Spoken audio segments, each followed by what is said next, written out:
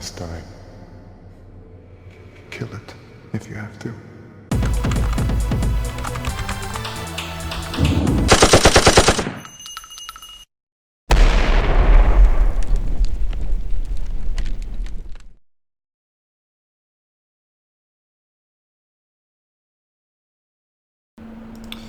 Alright, what's up guys? I just got home from watching Good Boys in theaters now. I went to the same movie theater I've been going to lately with the recliners, and it's been consistently pretty awesome. Except for, apparently if you go to like one of their top movies, like when I went to see The Lion King, the recliners are kind of busted up, and like I guess they just get used a lot more often, so they're just not quite as comfortable.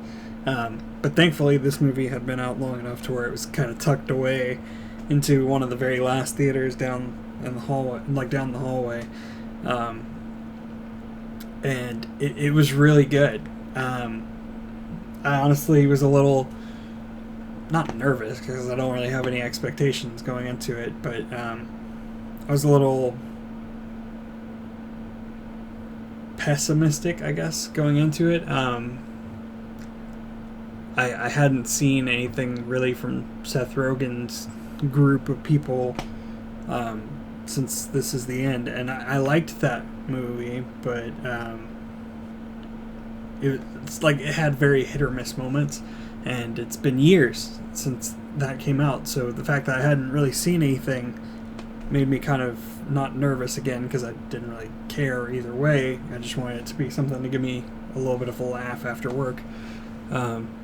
But it surprised me. It was actually really good. I think it'll be a movie that's like a classic for him and that style of comedy, but I don't think it's going to hold on very well for comedy, like as a whole. If that makes sense. Like I think it was really good, but at the same time, I just don't see it aging all that well. Like it seems like a very like now movie. Like, I don't know, it just seems like one of those flavor of the month as far as the visual and audio aspect to the movie, but the story and the jokes were really good. Like those parts I'll probably remember for a while. I won't say forever because I can't see it ever like getting into a top list of movies for me, but it was good. It was enjoyable. It had a lot of moments that reminded me of either The Sandlot or Stand By Me, kind of too, in its own way. Just parts, not like the whole movie isn't like The Sandlot or Stand By Me, but there are parts that feel very inspired by those movies. There's also like a slight, the Sandlot thing was like Sandlot mixed with Ferris Bueller in a way, I feel like. That was the vibe I got out of it, except obviously not with high schoolers, because these are like basically middle schoolers that are going to their first party or whatever, their first kissing party, which I've never been to one as a kid. That was not a thing, at least that I knew about. Maybe I was just a loser, but anyway, it was just very funny. It had some really good jokes. I was a little nervous that a lot of it seemed like it was going to be revealed in the trailer, but there was a lot of stuff that still got me laughing really hard in the theater and made everybody else just crack up. Like, it was funny because I was like laughing more because I heard these two older ladies behind me laughing. So it was just interesting. I'm trying to think. The music was very good. Like, I'm going to look up the soundtrack probably after this just to kind of jam out to in my spare time. I'm trying to think of other stuff strictly about the movie that I can talk about without spoiling anything. Not that it's like a movie that people are like gonna be so pissed if they find out something. I mean, it's not like it's tied to anything, but it kind of ends on a bit of a down note, which is kind of weird. Like, it's happy-ish in the end, but it's like, it just feels very, it's kind of like a denouement or whatever we always talked about in English class in high school. where it just ends on this like ambiguous kind of note, like you don't really feel truly optimistic for the characters going forward, but it's like it's kind of like cathartic. I don't know, it's strange. Now, as for the rest of the experience, I guess I always like to talk about the things that happen going into and coming out of, to a degree. I got there with plenty of time to spare.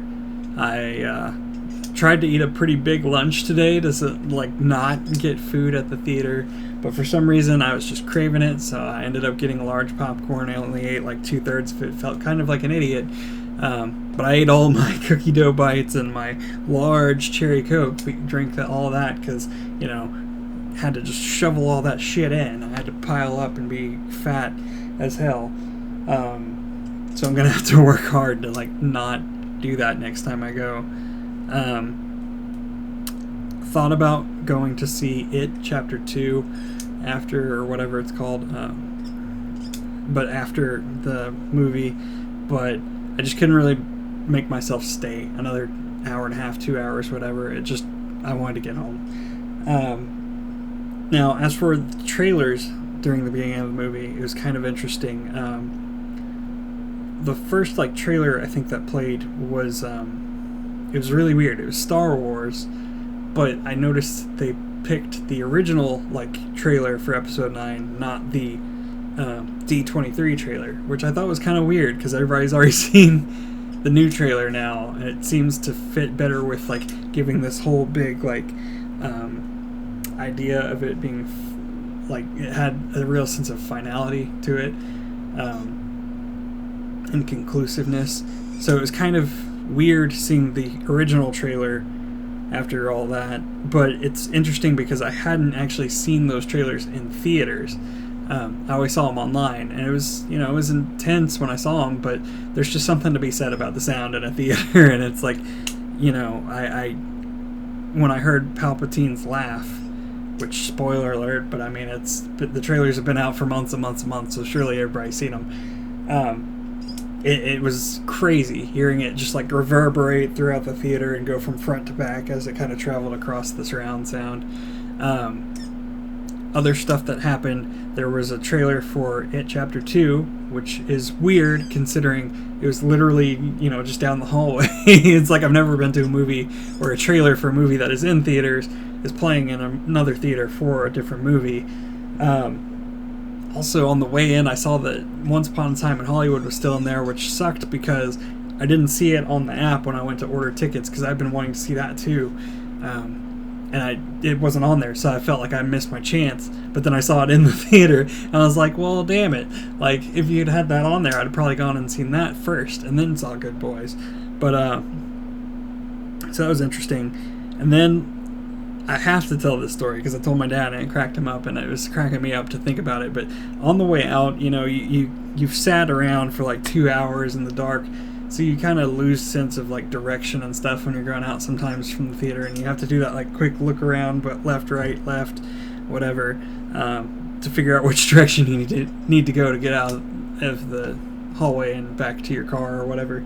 And like I looked right as I was coming out, and like every single one of the people who cleaned the theater after were like sitting in the hallway chilling out, but like weirdly posted up, in just a kind of creepy way. It was strange because I'm like, usually you see one or two to a movie, but this was like 10 people just kind of sitting around, and it was just really odd because it's like surely other movies are finishing up as this one's kind of midway through and like all that stuff.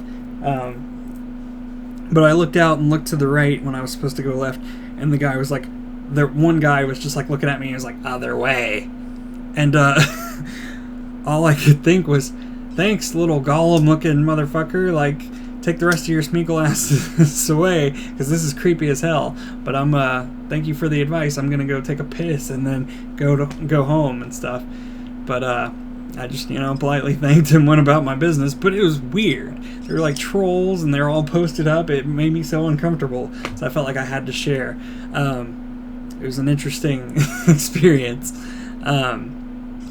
But Again, just to kind of wrap it all up, I would say that Good Boys was a great movie, surprisingly, well thought out and acted out and scripted and stuff.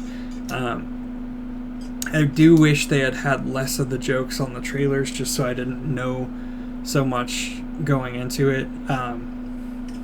It's weird. It's like they had, and I guess they should, but it's like they had the plot not on the trailer and the jokes on the trailer.